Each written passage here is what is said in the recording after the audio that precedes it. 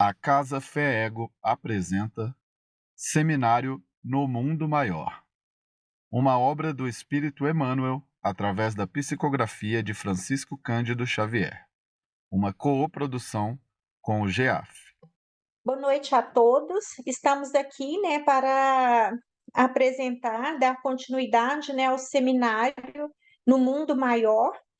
E estou dando, né, assim, a sequência de uma pessoa muito importante, que foi a Leila, que me antecedeu, e vamos recapitular um pouco do aprendizado, né, que ela nos passou, para a gente poder entender esses 2 capítulos que serão apresentados. Nessa apresentação que ela fez e que a gente vê que todo o livro, né, vem descrever para nós a forma com que o nosso cérebro age. Não na forma científica, né, de que forma que divide o cérebro em 3, não. É numa forma, né, de uma forma assim, que a gente está avaliando a pessoa espiritualmente, né? E a individualidade de cada um, o processo em que o espírito, o perispírito atua no nosso cérebro.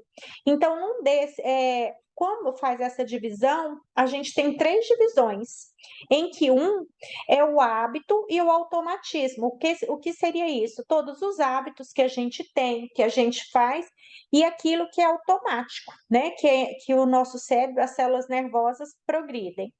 No outro residem o esforço e a vontade. Então, é o que a gente está fazendo e o que a gente se empenha a fazer. E no última divisão, o ideal e a meta superior a ser alcançada. Distribuímos deste modo nos 3 andares, né, onde foi comparado com uma casa, o subconsciente, o consciente e o superconsciente. Como vemos, possuímos em nós mesmos o passado, o presente e o futuro. Como assim, né? Nós possuirmos o futuro em nossa mente? Este futuro já existe na gente desde a nossa programação reencarnatória. Então, quando a gente se programa, a gente já tem as metas a serem alcançadas com essa reencarnação. Então, por isso que a gente tem em nós o nosso futuro, sim, para que a gente, né, esteja nessa encarnação atuando e desenvolvendo os objetivos a serem alcançados. Então, temos-lo como se for um castelo de 3 andares. O primeiro, né, que é um porão, que é o subsolo, né, de uma casa, de uma residência, e que está os nossos impulsos automáticos, simbolizando o sumário vivo dos serviços realizados, ou seja, é o nosso passado. É o nosso passado dessa reencarnação e o nosso passado também, que vem de outras encarnações, né? Aquilo que fica lá no nosso porão. No segundo, localizamos o domicílio das conquistas atuais, onde se erguem e se consolidam as qualidades nobres que estamos edificando. Então, nessa parte, que é uma parte social da casa, significa o nosso presente, significa a nossa ação presente.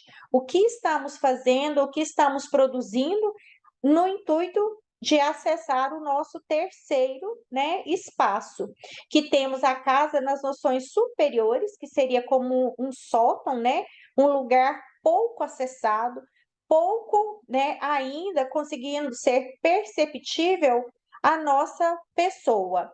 Temos a casa das noções superiores, indicando as eminências que nos cumpre atingir. Por que eu falo que a gente quase não pensa nisso aqui? A partir do momento que a gente está preso ao nosso social, ao nosso presente, ao materialismo, a gente deixa de lembrar, de acessar aquilo que nós planejamos para a nossa vida. E o que estamos fazendo aqui para chegar em momentos, né, que é a nossa superioridade, o nosso alcance, o nosso objetivo de mudança. E como a gente fica muito preso a essas reações sociais, materiais, a gente deixa de receber a intuição dos espíritos superiores, que atinge diretamente essa região, que é o que a gente objetiva chegar com metas melhores do que viemos, né? Então, os níveis da casa mental correspondem de que seguinte forma no nosso cérebro? O superconsciente, o futuro, está nessa região frontal do nosso cérebro. O consciente, o presente, né, é onde tem que existir o esforço e a vontade, está nessa parte do nosso córtex. E lá no porão, no passado, no subconsciente, são das células basais do cérebro. Então, nosso objetivo é estar aqui cada vez melhor, nesses processos, né, de reencarnação.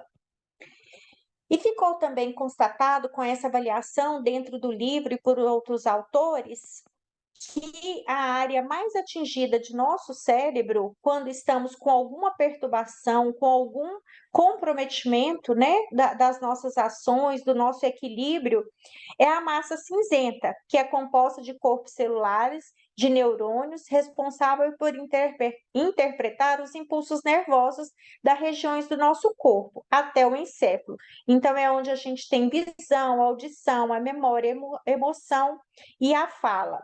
Quando a gente está perturbado, consegue-se visualizar, né, espiritualmente, pelos guias superiores, que essa área fica totalmente alterada no nosso cérebro.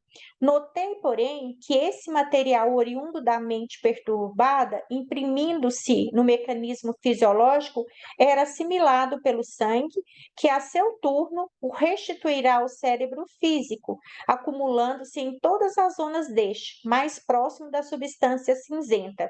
Então, quando a gente permite, né, quando a gente tem esse descontrole emocional, cerebral, são essas áreas as mais atingidas. A doença não é uma causa, é uma consequência proveniente das energias negativas que circulam por nossos organismos, espiritual e material. O controle das energias é feito através dos pensamentos e dos sentimentos. O que quer dizer isso? É que a gente não se deixar alterar, né, o nosso comportamento, o nosso pensamento, porque não é só em atos que a gente gera algum problema, a gente gera, a partir do momento que se pensa, a gente já está materializando uma energia. Então, quando a gente tem o descontrole, isso atinge diretamente, né, o nosso cérebro. Portanto, possuímos energias que nos causam doenças, porque somos indisciplinados mentalmente e emocionalmente. Ou seja, nós temos que estar mantendo o cérebro sempre limpo, se possível com as energias positivas, né? Visualizando sempre o lado positivo das coisas, a relação do bem com as pessoas, não tá se estressando por qualquer processo que venha nos tirar do sério e a gente ficar remoendo aquilo. Então, nós temos que cuidar do nosso cérebro para que tenhamos condições melhores.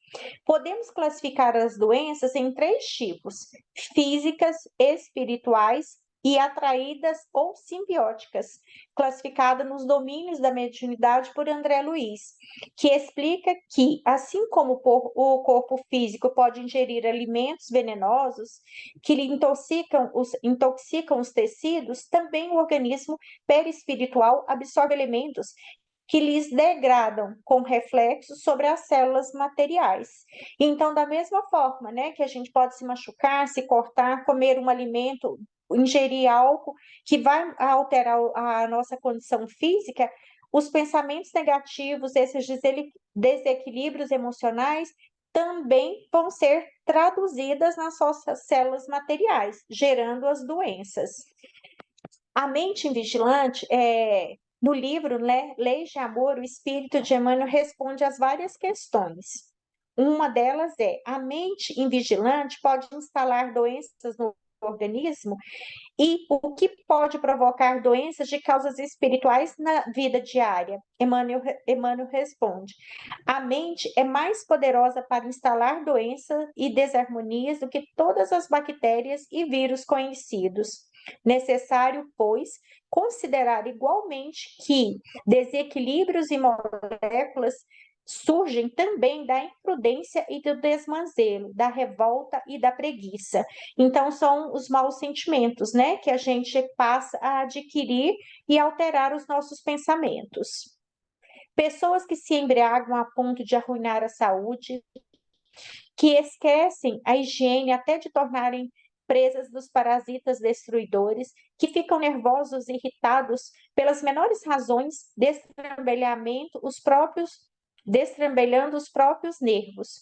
Os sedentários e preguiçosos são criaturas que geram doenças para si mesmas, nas atitudes de hoje mesmo, sem qualquer ligação com causas anteriores de existências passadas. Então, a gente tem no porão passadas, mas não necessariamente são elas que vão estar atuando só nessa época. A gente pode, no nosso presente, né, naquele espaço da casa em que a gente está no nosso social, está acumulando pensamentos, energias e alterações para que possam estar acontecendo agora mesmo. Então, aqui nesse primeiro capítulo, né, no Amparo Fraternal, capítulo 6, no Mundo Maior, né, psicografado por Francisco Cândido Xavier, ditado pelo espírito de André Luiz, a gente vai estar abordando justamente as causas, né, desse comprometimento psicológico, desse comprometimento nervoso em relação com processos de doença, com a deteriorização do nosso organismo. Amparo fraternal. Então, nessa hora, os espíritos estão, né, começa uma vigília num hospital onde que tem uma pessoa, né, doente, e aí André Luiz pergunta: e Cândida, como passa? Muito bem, deve estar conosco, em definitivo, amanhã à noite. Irmã Cipriana recomendou-me vigiá-la para que o desenlace se realize placidamente. Creio que nossa desvelada amiga já poderia ter vindo. No entanto, ao que me parece, a filhinha que deixará na crosta reclama certas providências. Isso é Candelabro respondendo, né, a interrogação do assistente. Junto dela, uma jovem de rosto pálido e corpo alquebrado acaricia-lhe os cabelos grisalhos, enxugando de momento a momento as lágrimas com contínuo fluxo. O assistente indicou-me, explicando: é a filha a despedir-se. Ouçamo-las. Cândida, animando com a dificuldade, falando comovida: Julieta, minha filha, tenha cuidado consigo. Você sabe que provavelmente não mais me levantarei. Receio deixá-la entregue aos embates do mundo sem mãos amigas. Então, aqui é a mãe, né, falando com a filha, né, com Julieta, e que ela fica preocupada, porque a menina, quando ela desencarnar, não vai ter ninguém para recebê-la, porque ela enviuvou-se cedo, teve 3 filhos, dos quais os 2 varões, né, revoltado com a pobreza, que ela se dedicou às costuras, a costurar para cuidar da família, saem de casa, deixando ela e a filha. E as duas passam a viver, então, dos processos de costuras, né, do trabalho de costureiras. Iniciou-se os trabalhos de agulha, né, que a menina se revelou de pronto excelente profissional, mas depois de alguns anos, provações mais rudes, a nobre genitora caiu extenuada. Hospitalizada, sofreu diversas intervenções no campo orgânico, sem resultados apreciáveis. Tão aflitiva que se lhe tornou a situação que o recolhimento à casa de saúde já se alongava por 10 anos por 10 arrastados meses. A princípio, por si, só Julieta conseguia satisfazer as exigências financeiras. Só que com o tempo, ela não conseguiu mais esse trabalho, sentia-se cansada, e o dinheiro não era suficiente para manter a mãe, né, nesse abrigo. E ela começou então a trabalhar em bares, como dançarina, como cantora, e a sua beleza chamou muita atenção de um cavaleiro, né, que passou a mantê-la e ajudá-la para que ela se tornasse sua acompanhante. Julieta, no entanto, ocultava a realidade aos olhos maternos. Vestia-se com sutileza para a visita diária. E quando se fez acompanhar-se, né, do Paulino, que foi quem se encantou pela sua beleza e mocidade, pela primeira vez no hospital, apresentou a Cândida na qualidade de amigo. Mas, no entanto, ela já estava morando com ele, tinha saído já do lugar onde eles moravam, que era um único cômodo, né, bem pobre, e ela foi viver com Paulino. As aflições sucessivas da menina alteravam-lhe, porém, a saúde. Achava-se extenuada, doente.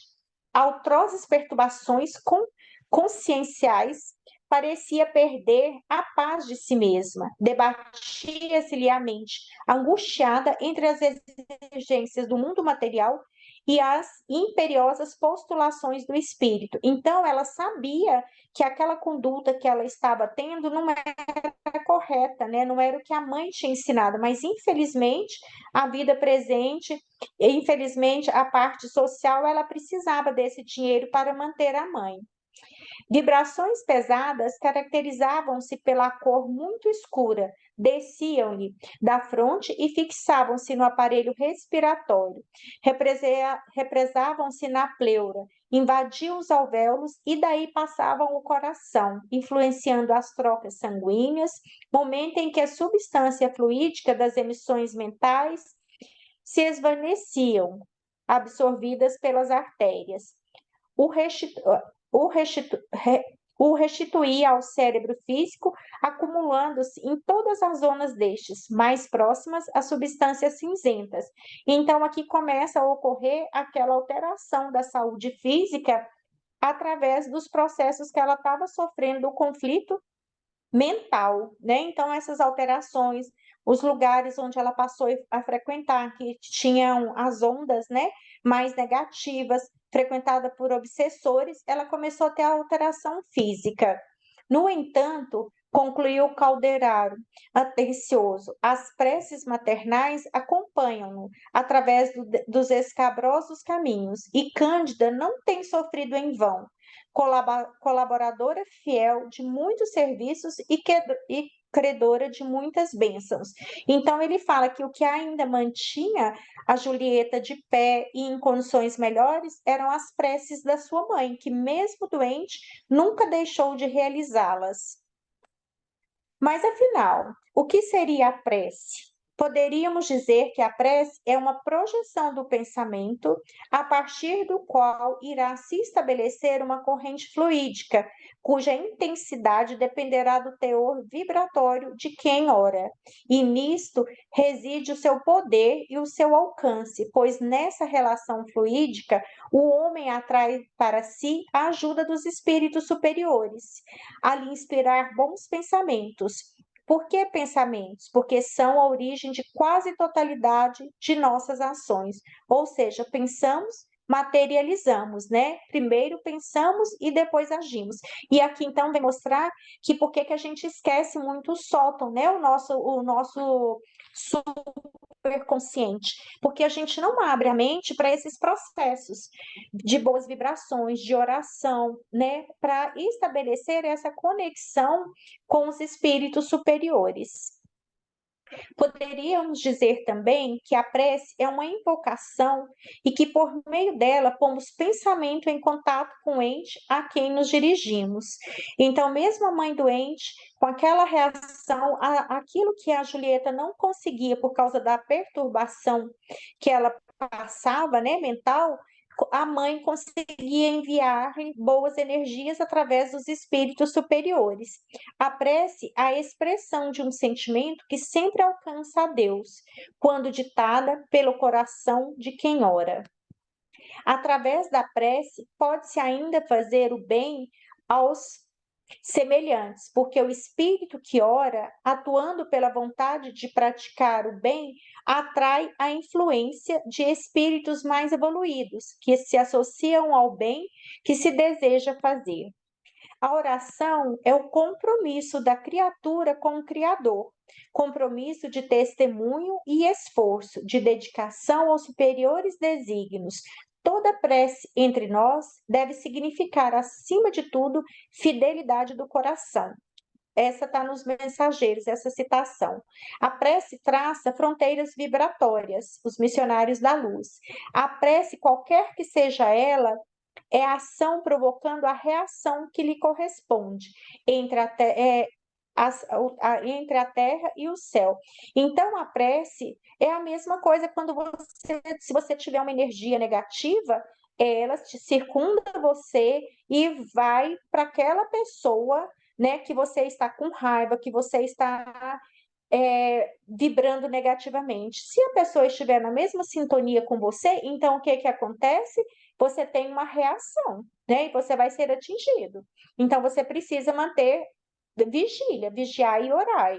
Se você emana uma energia negativa, a pessoa está em oração, a pessoa está numa boa conexão e não está, né, nessa energia que você está vibrando, volta para você essa energia negativa. Então é aí onde começam os problemas, né, no cérebro, onde começa a nossa alteração da vigilância, da mente limpa, da mente sã e adoecemos. Então, a prece, qualquer que seja ela, é uma ação provocando a reação que lhe corresponde. Então, se a gente está pedindo, se a gente está vigilante e a gente está orando, com certeza nós vamos ter uma resposta.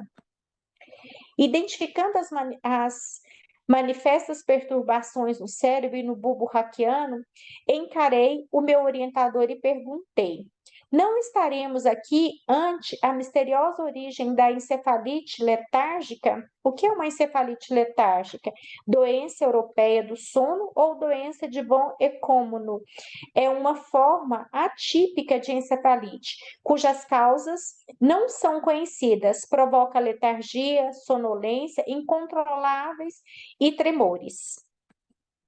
Candelá responde: muito mais do que isso, respondeu Calderaro, sorrindo. A mente desvairada emite forças destrutivas que se podem atingir os outros, alcançar em primeiro lugar o cosmo orgânico do emissor, decidindo-se Julieta por um gênero de vida que lhe provoca violenta e contínuos conflitos da mente, passou a despedir energias fatais para ela mesma, dotada de distinta educação, aurida ao contato materno que lhe aprimorou as concepções e lhe enobreceu os sentimentos.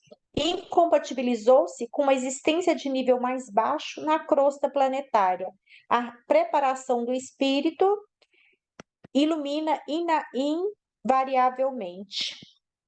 Possuindo destarte, sublime caridade interior para a jornada humana, colheria naturalmente paz, alegria e edificação no exercício de suas faculdades femininas, desde que lhe oferecesse um campo de luta em que se sentisse sadia manifestação dos poderes de sua alma. O casamento digno é o campo indicável ao seu caso de mulher mobilitada pelo conhecimento e pela virtude. E, no entanto, ela só estava, né, sendo uma amaziada, como eles falavam, né, desse Paulino. Sua mente desce à região dos impulsos instintivos, extrema dificuldade em subir ao castelo, que dirige vigorosos apelos para que retorne a simplicidade e harmonia, né, na sua mente. Tal situação impede-lhe a prece fervorosa, santificante e regeneradora. E daí o caos em que a pobrezinha se tateia, né, que começou a desenvolver os processos pleurais, né, do pulmão. Apanha uma pleurisia como anticâmara para a tuberculose, desarmonias fatais do fígado. Segundo Dark 2010, o fígado exerce no plano psicológico as funções de avaliação e ligação com os planos espirituais. Problemas neste órgão estão relacionados a conflitos espirituais, fantasias, mal entendidos e ambição. Calou-se meu interlocutor, submetendo a lacrimosa menina ao auxílio magnético de nosso plano, subtraindo-lhe certa quantidade de material escuro, segregado pela própria mente e acumulado ao longo do cérebro, o que levou ao efeito sem obstáculos dignos de menção. Todavia, como deixasse um tanto de tal substância na câmara cerebral, indaguei a causa dessa deliberação. Aí aqui Candelaro explica para ele que não proporcionou para a mente da Julieta uma cura total, porque ele precisava que ela continuasse naquela letargia, que ela permanecesse em casa, que ela permanecesse deitada, para que ela não cometesse mais desatinos. Então, era proposital que ela ainda permanecesse daquela forma, evitando acumular mal maiores nos lugares em que ela frequentava, porque tinha a perspectiva de uma outra solução. Então, por isso que ele explica, né, ao seu estagiário o que tinha acontecido. Por volta das 2 horas, em plena madrugada, regressou comigo o instrutor ao modesto aposento de Cândida, né, da mãe enferma. Esta fora do mirrado invólucro material, repousava nos braços de Cipriana, já num plano espiritual, que lhe afagava a fronte com ternura de mãe. Julieta, e aí nessa hora, Cipriana proporcionou, junto, né, com Calderaro, um encontro dos três, né, da mãe, da filha enferma e do Paulino que estava relacionando com Julieta. Foi um encontro espiritual que foi conseguido justamente porque ele manteve ela em casa, né? Ela ficou lá naquele processo letárgico e levou até essa região onde a mãe se encontrava. Julieta aproximou enquanto Paulino colocava o rosto aos seus cabelos prematuramente encanecidos. Foi então que Cândida, amparada por Cipriana, lhes uniu as mãos num gesto simbólico, osculando-as enternecidamente. Foi seu derradeiro movimento do corpo exausto. Em breves minutos, as pálpebras físicas cerraram-se para sempre, enquanto os olhos espirituais se abriram entre nós para a contemplação dos trilhos refulgentes da eternidade. Então, aqui nesse momento em que Cândida une a mão dos dois, ela clama para Paulino que ele casasse, né, com a Julieta e que na ausência dela cuidasse da filha. E com isso saísse dessa fase tão difícil que a menina estava vivendo. E nesse momento, amparado pela espiritualidade, ela conseguiu o seu intuito, né, de fazer com que os dois se unissem da forma mais correta e que a filha dela pudesse melhorar o que estava passando. Logo depois desse acontecido, eles vão para um hospital, para uma casa, uma residência bem simples, tudo, que é o capítulo 7, né, o processo redentor. Nesse momento, eles retiram-se, né, do hospital, que é à noite, e que precedeu a desencarnação de Cândida. O assistente observou: não temos tempo a perder. Efetivamente, o trabalho de socorro à prezada enferma absorveram-nos algumas horas. Nosso esforço, continuou o prestimoso amigo, tem por especial escopo impedir a consumação dos processos tendentes à loucura. A rede de amparo espiritual neste sentido é quase infinita. A positiva declaração de desarmonia mental constitui sempre o término, né, de longa luta. Claro, está que não incluímos aqui os casos puramente fisiológicos. Mormente, em se tratando da sífilis na matéria cerebral, reportamos-nos aos dramas íntimos da personalidade prisioneira da introversão, do desequilíbrio, dos fenômenos de involução, das tragédias passionais, episódios esses que deflagram no mundo aos milhares por semana.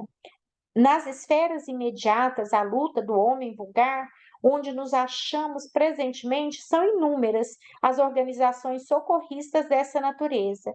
É imprescindível amparar a mente humana na crosta planetária em seus deslocamentos naturais. A vasta escola terrestre exige incessante e complexa colaboração espiritual.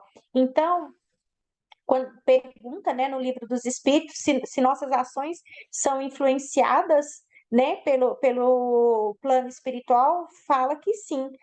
tanto que a gente nem tem noção, né, dessa ajuda que nos é dada. E é o que ele acaba de falar, que diante de tantos problemas nessa crosta terrestre, nos nossos processos reencarnatórios, que a espiritualidade está sempre atenta. Indubitavelmente, a divina sabedoria não se descuidou da programação prévia de serviço neste particular. Se encarregou de superentender o desdobramento harmonioso dos fenômenos pertinentes à zona física. Se incumbiu a filosofia de acompanhar essa mesma ciência. Confiou à religião a tarefa de velar pelo desenvolvimento da alma, propiciando que abençoadas luzes para a jornada da ascensão. Então, ele fala que aqui a ciência ajuda, né? A filosofia contribui. E que nesse aspecto a gente tem sempre muitos estudiosos, muitas pessoas se dedicando. E a religião que vai ajudar fazer essa jornada de ascensão é o que fica mais à parte no nosso dia a dia. A crença religiosa, todavia, normalmente, nos últimos anos, tem se revelado incapaz a tal cometimento. Falta-lhe pessoal adequado, enquanto a edificação científica no mundo se apresenta qual árvore gigantesca, abrigando em seus ramos refertos de teorias e raciocínios a inteligências encarnadas, a religião, subdividida em numerosos setores, dá a ideia de erva raquítica a definhar no solo. Então, essas divisões de crenças, de religiões, de o meu Deus é melhor, o outro não, tem deixado, né, aquém da ciência o que poderíamos nos tornar bem melhores. Como se opera, entretanto, a administração de tais auxílios? Indiscriminadamente? Não, explicou o interpelado. O senso de ordem preside-nos a atividade em todas as circunstâncias. Quase sempre é a força intercessória que determina os processos de ajuda. A prece, representada pelo desejo não manifestado, pelas aspirações íntimas ou pelas petições declaradas, proveniente da zona superior ou surgida do fundo do vale, onde se agitam as paixões humanas, é a rigor a ascendente de nossas atividades. Então, como ele está colocando, que às vezes a pessoa deixa, né? Assim, a prece, a fé, o orar e vigiar e para segundo plano. Mas existe ainda lá no fundo o desejo, né, desse amparo espiritual. Então, não é indiscriminadamente. Nosso problema não é de favoritismo, senão de espiritualidade superior, mercê da união dos valores substanciais em favor da vida melhor. Que objetivo visa a providência, criando seres aí nessa região, nessa casa que eles adentraram, existia uma mãe zelosa pelo seu filho de 8 anos, que, como ele classifica aqui, era um espírito idiota, cretino, ele mal ouvia, ele não falava, ele não mal enxergava, ele não movimentava, era um ser, né, acamado, era um ser desprovido de qualquer dos nossos sentidos. Eram mínimos os sentidos dele. E daí foi lá que eles foram para, né, prestar o socorro àquela mãe. E aí ele pergunta, né, para Canderaro qual a providência criando seres desgraçados, os cretinos e os idiotas. Qual era o objetivo? E a resposta é clara. Os que habitam os corpos de idiotas são espíritos sujeitos a uma punição, sofrem por efeito do constrangimento que experimentam e da impossibilidade em que estão de se manifestarem mediante aos órgãos não desenvolvidos ou desmantelados. Então, que tem um objetivo, né? Qual será o mérito da existência de seres que, como os cretinos e os idiotas, não podendo fazer o bem nem o mal, se acham incapacitados de progredir? É uma expiação decorrente do abuso que fizeram de certas faculdades. É um estacionamento temporário, não uma regressão. A recuperação do espírito enfermo só poderá ser conseguida mediante a eliminação da carga tóxica que está impregnada em seu perispírito. Embora o pecador já arrependido esteja disposto a uma reação construtiva, no sentido de se purificar, ele não pode se subtrair dos imperativos da lei de causa e efeito. Para cada atitude corresponde um efeito de idêntica expressão, impondo uma retificação de aprimoramento na mesma proporção. Ou seja, a pessoa que tem despender um esforço para repor as energias positivas, da mesma maneira que despende esforços para conduzir as energias negativas que se acumulam em seu perispírito. É um paralítico de nascença. Aí ele vai explicar, né? Primogênito de um casal feliz, né? Que contava já de 8 anos da sua nova existência e que não fala, não anda, não chega a sentar-se, ver muito mal, quase nada ouve, né? Da esfera humana. Psicamente, porém, tem uma vida de um sentenciado sensível a cumprir severa pena lavrada em verdade por esse próprio.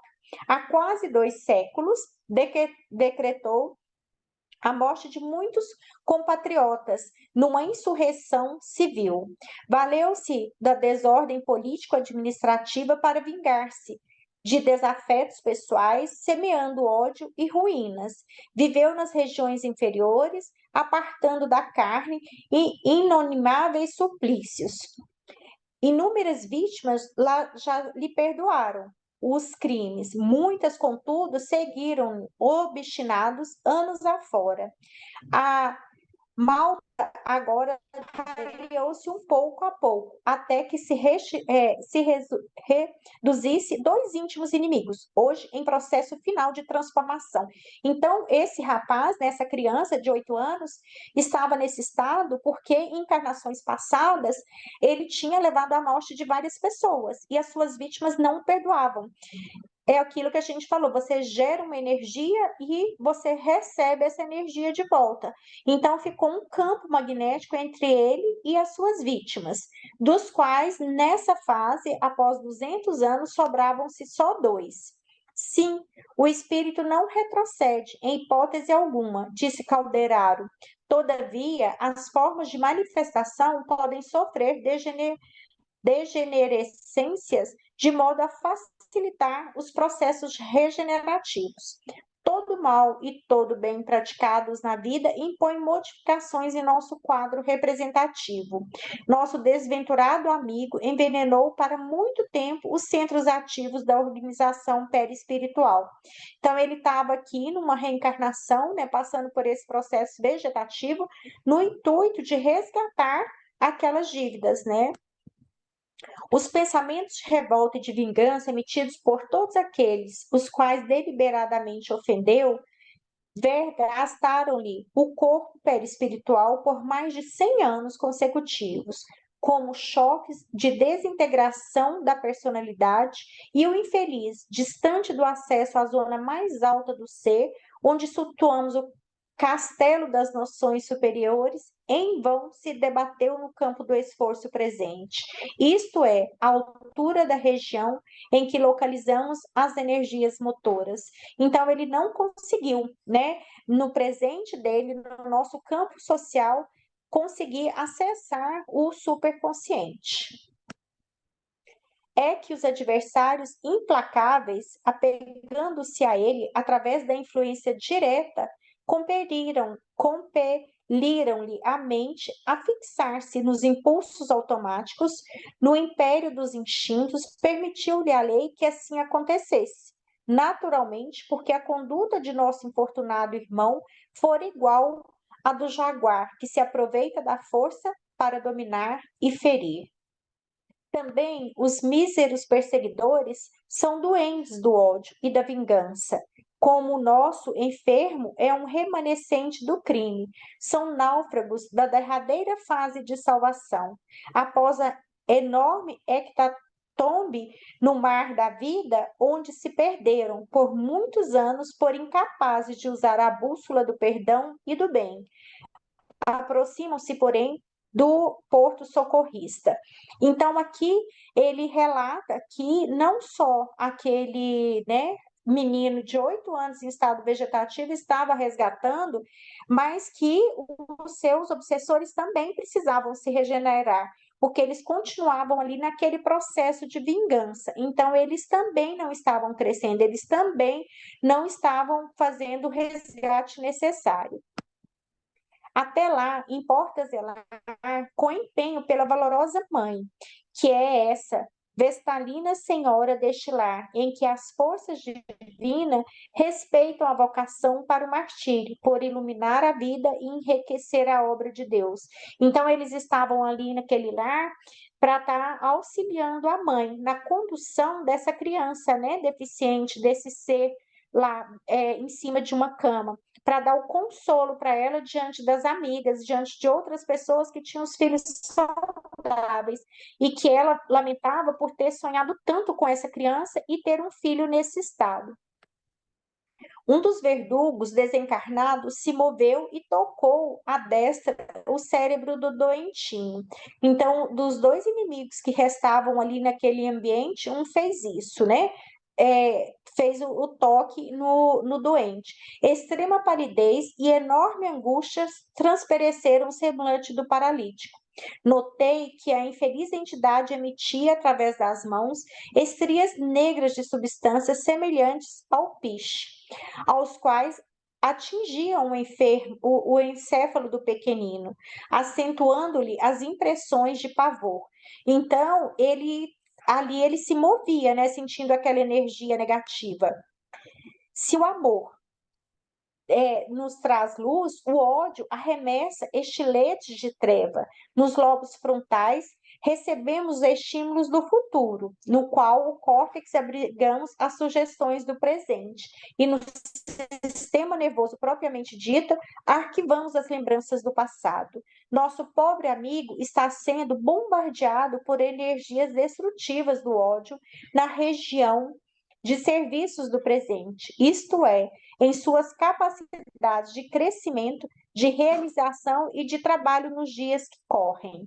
Tal situação derivante da culpa compele-o a descer mentalmente para a zona, né, de reminiscências do passado, onde o seu comportamento é inferior, ralando pela semi-inconsciência dos estados evolucionários primitivos. Então, todas essas energias, juntando com aquilo que ele tem arquivado, não permite que ele cresça, né, que ele atinja o nível superior do cérebro. Mais tarde, os sacerdotes da saúde humana compreenderão que o choque elétrico, a hipoglicemia provocada pela invasão da insulina, constituem apelos vivos aos centros do organismo perispirítico, convocando-os ao reajustamento e processo regenerador. A bem dizer, é de notar que nesse recurso as reservas profundas do cosmo psíquico não é novo. Outrora, as vítimas da loucura eram conduzidos a poços de víboras. O homem, intuitivamente, que a maioria dos casos de alienação mental decorrem da ausência voluntária ou involuntária da alma à realidade. Acompanhamos um fenômeno de desequilíbrio espiritual absoluto. Em situações raríssimas, teremos perturbação dessa natureza com causas substancialmente fisiológicas. Porque não ouvia o Senhor. Aí, aqui, ele vai relatar uma parte em que a mãe faz uma indagação, né, em que ele pergunta, ele explicou, né, ao seu assistente todo aquele processo, o que acontecia, que não era puramente fisiológico e vinha, né, de vidas passadas, da vida atual, que não permitia que ele acessasse esse campo magnético melhor. E daí a mãe faz um questionamento: por que não ouvia o Senhor nos altos céus, permitindo um milagre que restituísse o filhinho ao equilíbrio tão necessário? Casara-se havia 9 anos, sonhando um jardim doméstico repleto de rebentos felizes. Entretanto, A primeira flor de suas aspirações femininas ali se encontrava, ironicamente aberta, numa face horrível de monstruosidade e de sofrimento. Por que, interrogava Súplice, nasciam crianças na terra com a destinação de tamanha angústia? Por que o martirológio dos seres pequeninos? Se vão percorrer a gabinetes médicos e ouvir a especialistas sempre as mesmas decepções, os mesmos desenganos. Então, o Calderaro, a função dele naquele lar era auxiliar essa mãe, dar a energia positiva, a energia necessária para ela conseguir conduzir com carinho, com afeto, aquele ser que ela se programou em receber, né, para ajudá-lo no seu resgate daquilo que ele precisava. Então, aquele carinho dela, aquela dedicação é que iria ajudá-lo. E ali estava, né, os espíritos para dar esse suporte. Aqui, porém, não falaremos a corações que odeiam, e sim a torturado espírito materno, que reclama estímulo fraternal. O conhecimento e a boa vontade podem fazer muito. O abnegado amigo colocou as mãos sobre os lobos frontais dela, como atraindo a mente materna para a região mais elevada do ser, e passou a irradiar, tocando apelos como lhe fora desvelado pai falando ao coração. Notei que a disposição íntima da jovem senhora tomava pouco a pouco um renovado alento. Observei que na epífice lhe surgira suave foco de claridade irradiante e que de seus olhos começaram a brotar lágrimas diferentes. A claridade branda, fluindo do cérebro, desceu para o tórax, de onde estão se envolaram tênues fios de luz que ligaram ao filhinho infeliz. Então, essa irradiação, né, que foi feita para ela, conseguiu ter o objetivo e passar também para o seu filho enfermo. Examinando essa criança sofredora como enigma sem solução, alguns médicos insensatos da Terra se lembrarão talvez da morte suave. Ignoram que entre as paredes deste lar modesto, o médico divino, utilizando-se um corpo incurável e o amor até o sacrifício de um coração materno, restitui o equilíbrio a espíritos eternos, a fim de que sobre as ruínas do passado possam emanar-se os gloriosos destinos. E por que ele fala isso aqui? Porque aqueles dois espíritos que ali estavam, né, irradiando negativamente o enfermo, fazia com que ele ficasse pior, tentando o vingar. Ela aceitou no plano espiritual, fez um planejamento de recebê-los como filhos, e eles reencarnados estariam, né, perdoando, cuidando daquele irmão enfermo. Então, esse era o processo reencarnatório para essa família.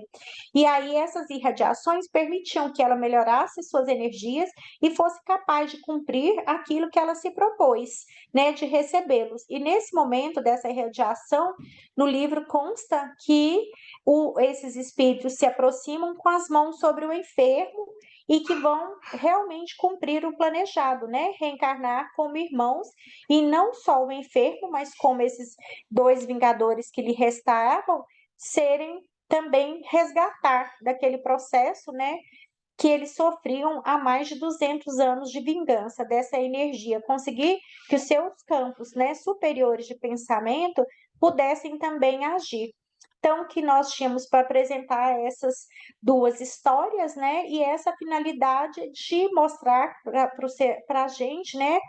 No nosso dia a dia, que é muito, muito importante estarmos não só preocupados, né, com os nossos atos, com a nossa vida social, com o nosso trabalho, sair, voltar e ficar estagnados. A gente precisa alimentar os nossos cérebros com energias vibratórias boas, né, estudar, procurar edificar as nossas leituras, procurar atividades, né, físicas também, cuidando do nosso corpo, da nossa espiritualidade, nos prestar a evoluir naquilo que nós nos propusemos ao reencarnar. Então, que orai e vigiai, porque a gente precisa estar estimulando e buscando atingir esse sótão do nosso cérebro, através de boas atitudes, de bons pensamentos e de boas energias. Então, temos que estudar, temos que estar vigilantes e estar sempre em conexão com Deus através das preces. Era o que eu tinha para apresentar, né? Espero ter podido ajudar no resumo desses 2 capítulos, que vale a pena realmente não ficar só nas nossas apresentações, e sim ler o livro.